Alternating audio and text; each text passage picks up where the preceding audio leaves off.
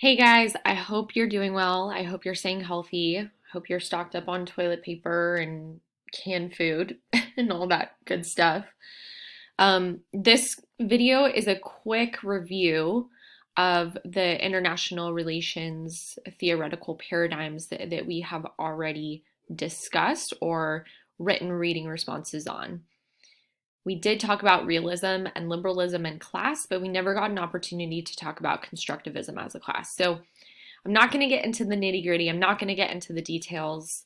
I just want to do a quick overview to make sure that you understood things correctly and we're all on the same page. Okay, so um, in order for me to kind of review these theoretical paradigms, I thought it might be useful to again go back to coronavirus as an example of a security threat that actors in the international system are facing.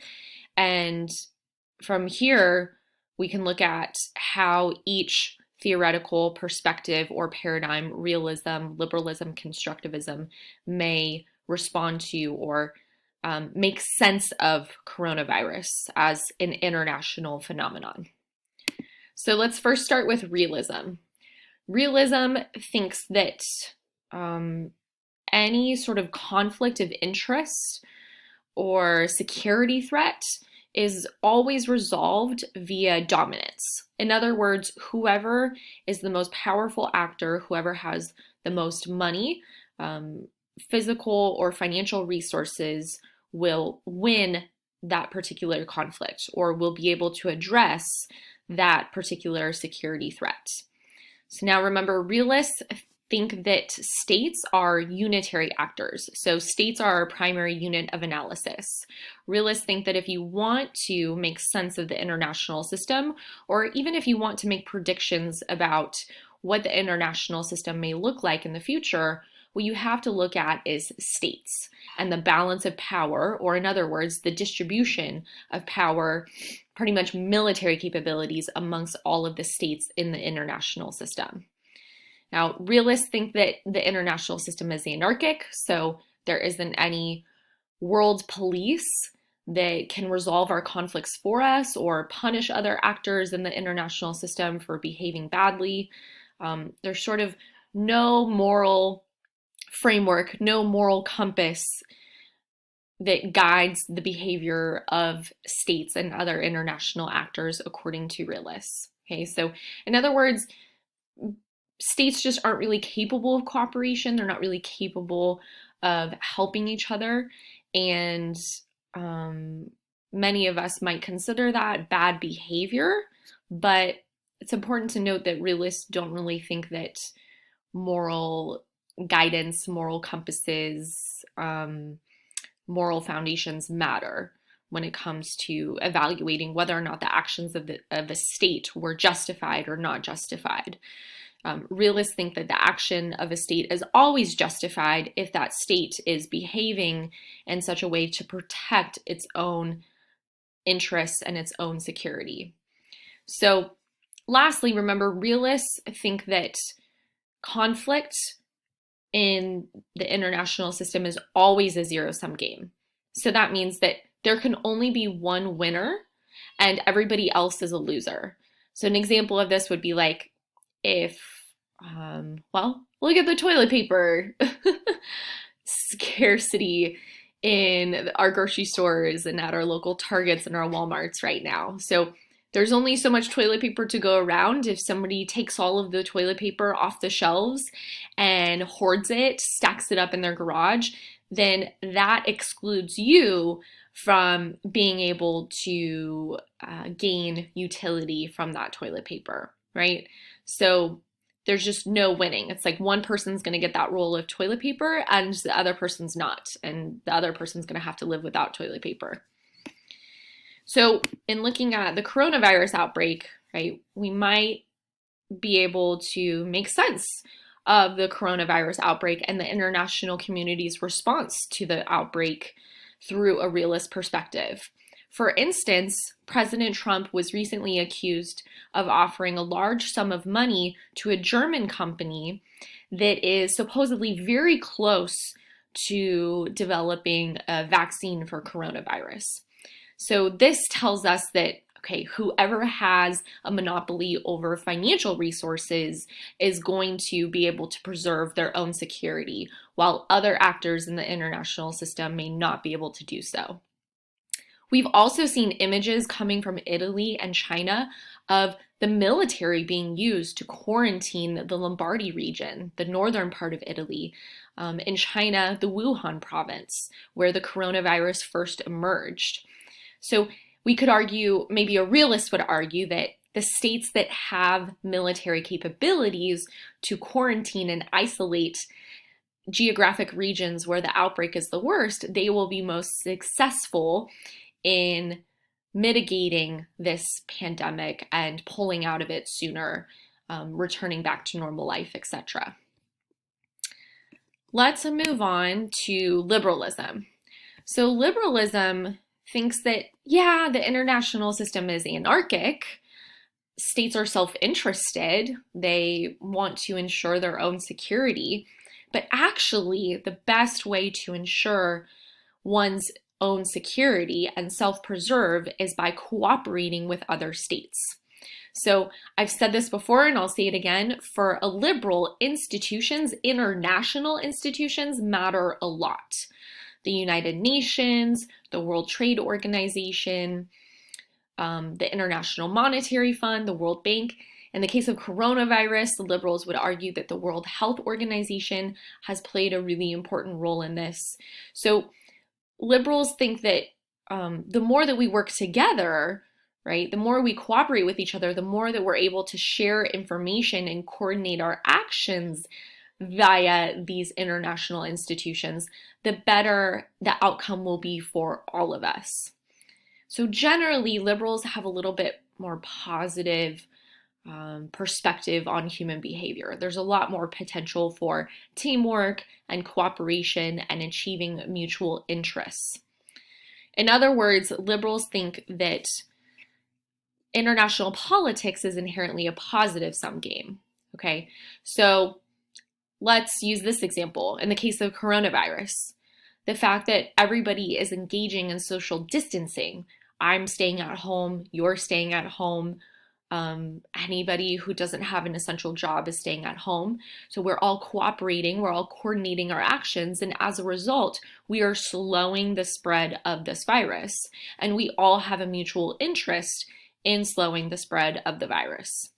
When we look at the coronavirus pandemic on the international stage from a liberal perspective, a liberal might point out instances in which countries are in fact cooperating with each other, sharing information with one another, coordinating their actions with one another. For instance, the United States and Canada worked together in deciding how and when to close the border between the United States and Canada, because Canada and the United States both have an interest in preventing the spread of the coronavirus. Here's another example that I found on the internet. So there's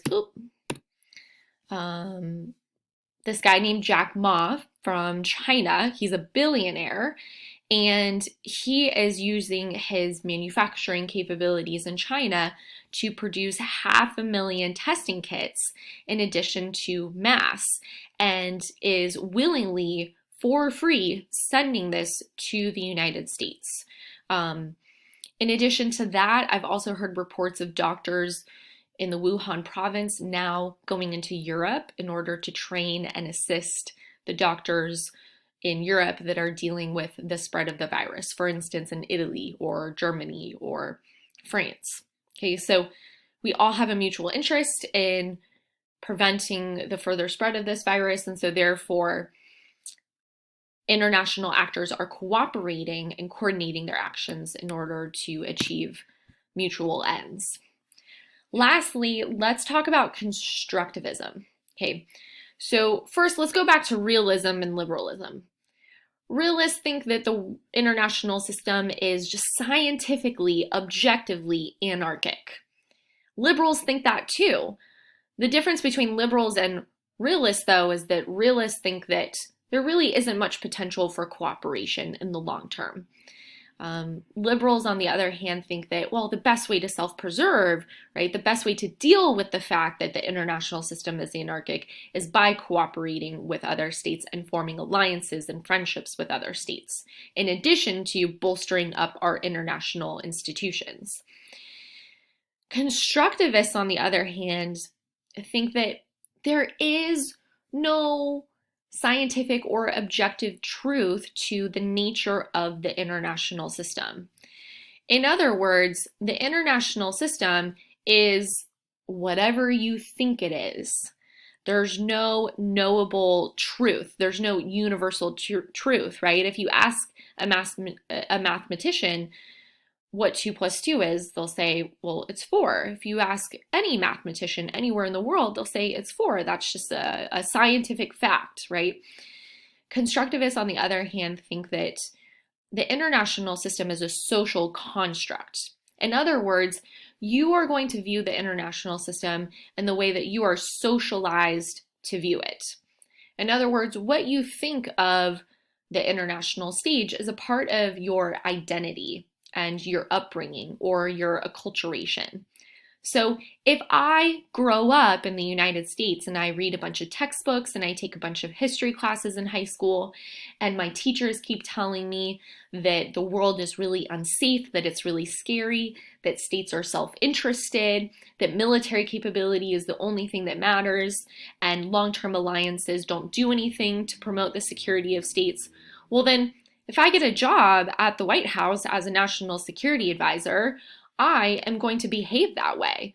I'm going to be fearful. I'm going to believe that the international system is anarchic. I'm not really going to be interested in forming alliances or building relationships with other states, and I'm not going to trust the international institutions that exist. On the other hand, let's say I grow up in India and it's a bunch of Buddhist monks that raise me or something like that. And they teach me that, we're all one and the same, that culture is fictional, that ethnicity is also not really a real thing, and that human beings are inherently good, and there's always a way for us to find a common interest, a mutual interest. Then I become a national security advisor to India's, parliament or something. I'm going to be all about the United Nations. I'm going to try to convince my fellow diplomats and politicians that we should try to establish a firmer, more productive relationship with the United States, so on and so forth. Okay. So constructivists emphasize this notion of ideas and identity. I'm going to view the international system in whatever way I've been socialized to view it as, and that in return is going to affect my behavior. One last important aspect of constructivism, though, is they think that ideas about the nature of the international system are not always static. In other words, maybe 200 years ago, everybody thought that the international system was kind of realist in nature. But now we all think that there is, in fact, potential for cooperation and achieving mutual interests, as liberals argue.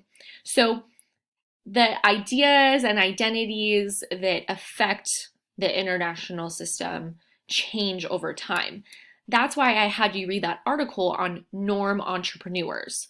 Norm entrepreneurs are people or organizations that purport ideas that influence the way that we as individuals behave and view the world. So for instance, everybody with this coronavirus pandemic thing has seen this flattening the curve image. We're all told to quote unquote social distance. Everybody's all over social media hashtag social distancing. Well, this is an idea that we are being acculturated into, right? It's kind of not necessarily like a form of brainwashing, but a form of influencing. This is Dr. Fauci, he is working on the Trump administration's task force. He arguably is a norm entrepreneur promoting these ideas of social distancing and flattening the curve.